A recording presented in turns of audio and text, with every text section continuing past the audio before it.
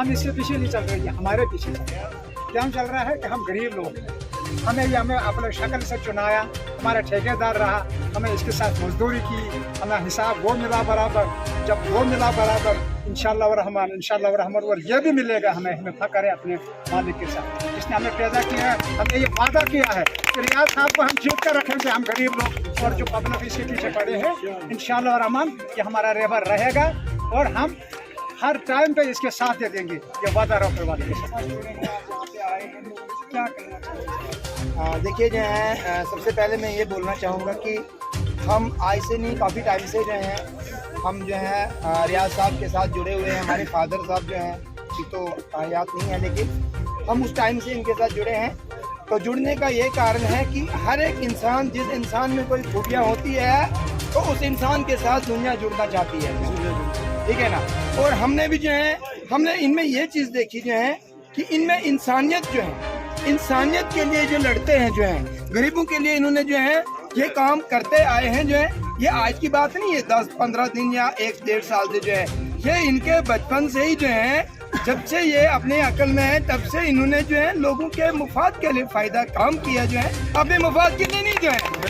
आप इनको देखो जो सुबह निकलते हैं, शाम को आते हैं, इनको ये परवाह नहीं होती है कि मैं कितना टाइम मेरा जा रहा है लोगों के लिए जो है, लेकिन इनका एक ही जो है मेन एजेंडा है कि लोगों का फायदा होना चाहिए, लोगों को जो है लोगों के काम पूरे होने चाहिए जो है, जो इनकी जिंदगी का मकसद है। आप मुझे बताइए, आपके अभी मैंने स्टेज पे मुझे भी बोलने का मौका मिला, मैंने एक ही बात कही जो है कि मोदी साहब ने दुनिया में कहाँ जो है वो अपने नारेबाजी किए, जो अपने भाषण दिया जो है, लेकिन जो है गुलाम मोहम्मद सरूरी साहब को भी लोगों ने चुना, उसकी पार्टी को देख के नहीं जो है। आप अभी इंद्रवाल कॉन्स्टिट्यूंसी में जाओ, वहाँ लोग बोले हम गुलाम मोहम्मद सरूरी साहब को जानते हैं, न कि जो है किसी पार्टी को जो है। और देखो यहाँ पर जो हम इस पार्टी के साथ जुड़े हैं, इस वक्त जो है गुलाम नबी आज़ाद साहब इस पार्टी के जो बहुत बड़े हिंदुस्तान भारत के बहुत बड़े नुमाइंदे हैं, उनको देख के भी हम पार्टी के साथ जुड़े हैं जो है।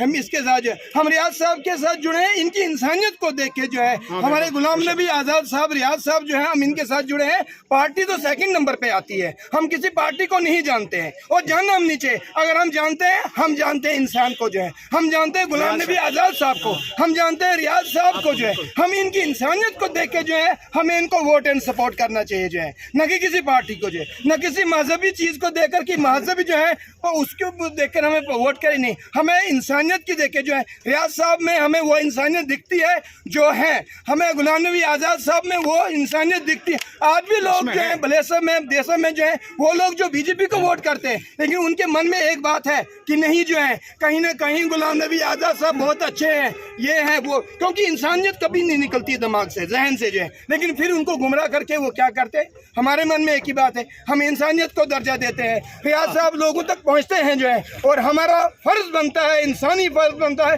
हम दिल की गहराई से जो है हम उनके लिए रात दिन काम करें, उनको कामयाब बनाएं, ताकि ये हमारी जनता जो है हम सबका काम हो जाए। अदरवाइज अगर लोग जो अभी भी भटकता है तो वो उसके लिए भी हम कुछ नहीं बता सकते। एक व्यक्ति कमाने वाला है, मजदूरी करने वाला है, अगर वो एक दिन बीमार होता है तो दूसरे दिन उस घर में खाने के लिए कुछ भी नहीं होता है।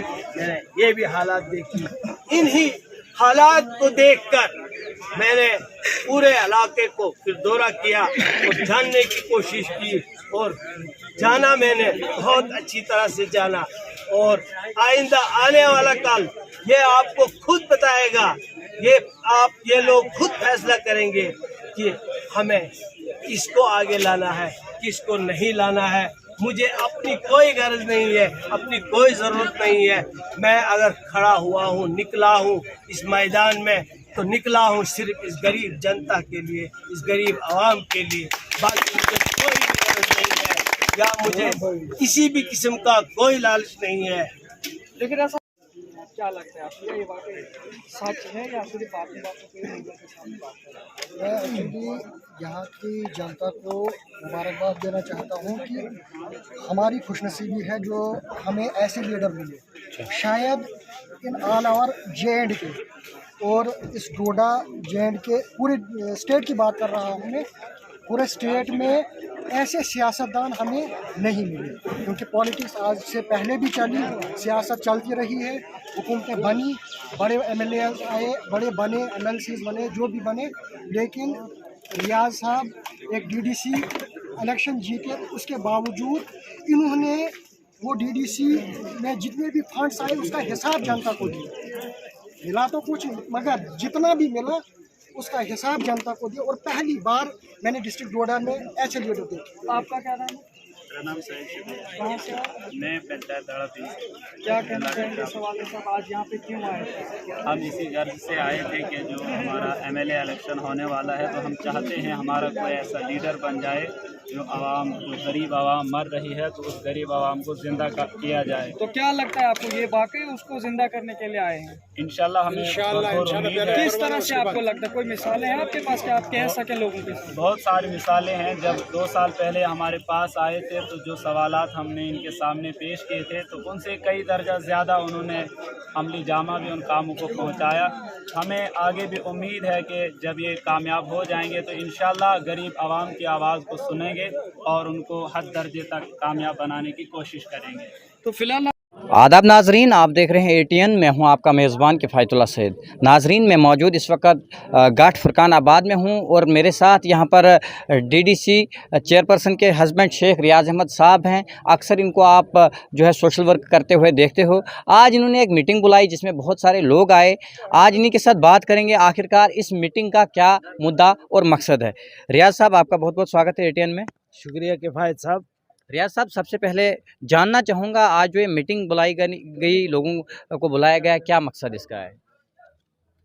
आज जो यहाँ पे मीटिंग बुलाई गई थी, वर्कर्स मीटिंग थी ये हमने बहुत कम समय में, क्योंकि मुझे हर पंचायत से एक डिमांड आ रही थी कि आपने कोई मीटिंग हमारे साथ नहीं की जब से आप TDC चुनाव आपने जीता है, मेरी मिसेज ने जीता है, तो तब से आज तक इनके साथ दू बदू कोई बात नहीं हो रही थी। तो इन्होंने ही, वर्कर साहिबान ने ही मुझे बोला कि आप एक मीटिंग बुलाइए तो हम हाजिर हो जाएंगे, हम आपके पास आएंगे, थोड़ा सा दू बदू बात करेंगे। तो वो बात आज यहाँ पे हुई। आप देख रहे हैं कि कितने वर्कर साहिबान यहाँ पे मौजूद हैं। यहाँ कोई जलसा नहीं था बल्कि एक मीटिंग थी, वर्कर्स की मीटिंग थी। रियाज साहब, जानना चाहूँगा, एक तरफ से इलेक्शन का बिगुल अभी तक नहीं बजा है, दूसरी तरफ से आप जो है जलसे मुनक़िद कर रहे हैं मीटिंगें, तो क्या इलेक्शन का कोई मतलब आने वाले टाइम में इलेक्शन लड़ने का पूरा प्लान बन चुका है? इस मीटिंग क्या का समझा जा कोई सकता है? लेना देना जलसे से, इलेक्शन चुनाव से नहीं है। ये मीटिंग मैंने बोला ना कि सिर्फ वर्कर साहिबान ने ये मीटिंग बुलाई थी। इन्होंने मुझे काफ़ी अरसे से बोल रहे थे, तो मैंने भी सोचा चलो आज समय मेरे पास भी है तो इनके साथ दो बदू बात करेंगे, क्योंकि ये इन्हीं वर्कर साहिबान की ख्वाहिश थी कि आप यहाँ मीटिंग बुलाइए, एक हमने आपके साथ कुछ बातें करनी है।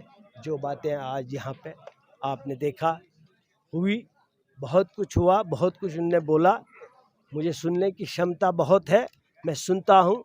मैं एक गरीब से गरीब व्यक्ति की बात भी सुनता हूँ और एक अमीर से अमीर की बात भी सुनता हूँ। तो मैंने सबका सुना, तो नतीजा यही पाया कि ये लोग पिछले 10-20 साल से सियासी शिकार हुए हैं, 30 साल से बल्कि। तो वही बात यहाँ पे। रियाज साहब, क्या लगता है आपको, जिस तरह आज ये मीटिंग बुलाई गई, जिस तरह आपने कहा कि एक फ़ोन कॉल पे जो है सारे लोग जमा हुए और आपने कहा कि 15-20 सालों से जो है सियासत का शिकार हो चुके हैं, क्या लगता है आपको, अगर आप आने वाले टाइम में इलेक्शन में उतरते हैं, मैदान में उतरते हैं, तो क्या ये लोग इसी तरह उस टाइम पे भी साथ देंगे आपका? आपने इन्हीं लोगों की बात सुनी, मेरे कहने की ज़रूरत नहीं है। इन्हीं लोगों की ज़बानी आपने सुना। जितने भी वर्कर साहिबान ने यहाँ बोला, तकरीबन 20-25 वर्कर्स ने यहाँ पे बोला, तो एक ही आवाज़ आपने भी सुनी होगी, वही आवाज़ मैंने भी सुनी कि ये लोग क्या चाहते हैं। क्या मैसेज रहेगा आपका चिनाब वैली के लोगों के लिए, जो आपकी कॉन्स्टिट्यूंसी है, उन लोगों के लिए क्या मैसेज रहेगा रियाज साहब? मेरा मैसेज तो फ़िलहाल तो इन्होंने मुझे सपोर्ट किया है, वोट किया है, मेरी मिसेज को DDC काउंसलर बनाया है, तो आगे आने वाला वक्त खुद बताएगा, ये लोग खुद बताएंगे कि क्या करना है, क्या करना चाहिए हमको। बहुत बहुत शुक्रिया रियाज साहब। नाजरीन, जैसा कि आपने देखा, मेरे साथ सोशल एक्टिविस्ट सामाजिक कारकुन रियाज अहमद शेख साहब मौजूद थे। इनके साथ हमने बात की। इन्होंने कहा कि आज जो मीटिंग यहाँ पर बुलाई गई, इसके साथ इलेक्शन के साथ दूर दूर तक कहीं कोई मसला नहीं है, मगर बात ऐसी है कि जिन लोगों ने मुझे साथ दिया था इलेक्शन के दौरान, उनका आज मैंने शुक्रिया अदा किया। यहीं पर कुछ लोगों से भी बात करेंगे।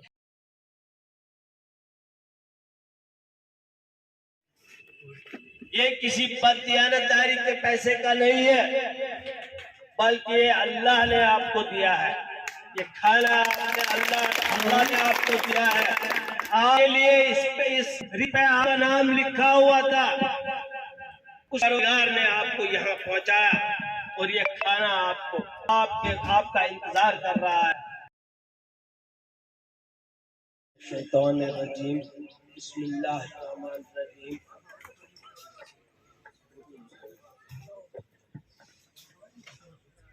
आपने तमाम यहाँ पे आए हुए वर्कर साहिबान, जैसे कि यहाँ आपको माजिद साहब ने पूरी तफसील बताई, तो मैं आपको ये बताना चाहता हूँ, क्योंकि कुछ लोगों ने यहाँ ये बोला, यही बोलेंगे कि यहाँ आज इकट्ठा होने का मकसद क्या था। तो यहाँ पे इकट्ठा होने का मकसद हमारा सिर्फ और सिर्फ इतना ही था, में शाना बशाना साथ चले। जो वर्कर साहिबान हमारे साथ चले, जो जवान हजरात जो मेरे अजीज हैं, मेरे भाई हैं, मेरे दोस्त हैं, मेरे साथ साथ चले, तो मैं उनके साथ थोड़ा सा इकट्ठा होकर एक बात करना चाहता था। तकरीबन दूसरा साल चल रहा है डीडीसी चुनाव का। मैं आज तक उन लोगों को शुक्रिया नहीं अदा कर सका, हालांकि आप बखूबी जानते हैं कि जब भी मैं आपके गांव में या आपके घरों में या आपकी पंचायत में आता रहता हूं, कभी मातमदारी की शक्ल में, कभी परेशानी की हालत में, कभी किसी गरीब यतीम लड़की की शादी में, कभी खुशी में, कभी किसी मेरे भाई को स्लैब डालना होता है तो मैं कोशिश करता हूं वहां भी पहुंचता हूं। ज्यादातर मैं उन्हीं पंचायतों